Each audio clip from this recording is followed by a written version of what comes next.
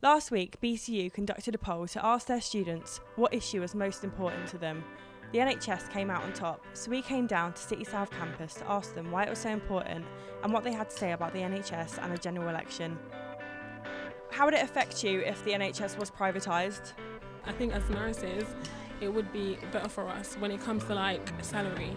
If the NHS was privatised, then I'm sure these fees would disappear and it would totally change the whole funding model for how people can access nurse training and midwifery and the other allied health professions as well, radiography, speech therapy.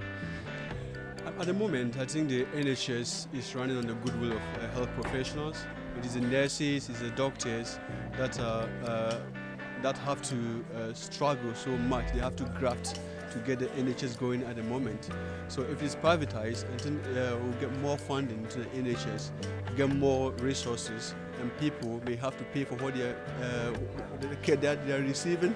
So in that case, people will be able to contribute more to the NHS. And as it is now, everything is coming from the government, so much promises, but the NHS is not really seeing that.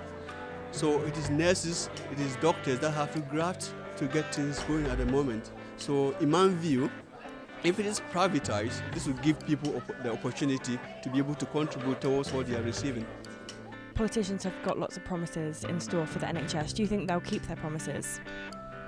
Yes, because the main big deal, in this country is NHS. So people thought about tax and NHS. So they thought if they find what is going to suit people about NHS, they can support them.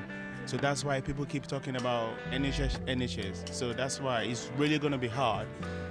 Do you know what? In this election campaign, I don't think many people are making any promises as such. I think it's all been very vague around the NHS. Everyone wants to improve it, but no one's actually saying what they're going to do. Labour are standing up and saying they'll repeal the Health and Social Care Act that the Conservative government brought in during this Parliament. But other than that, they're all talking about how much money they'd spend, or how it would be funded. But I haven't seen any real kind of this is what we'd do in this area.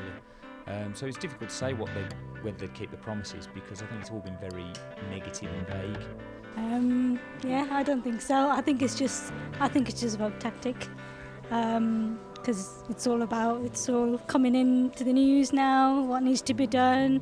Didn't hear about it maybe months ago. Now it's all come to the front line. So I don't think it's happened before where they've made promises and nothing's come out of it. So no changes have come out before. So I don't see any real change happening.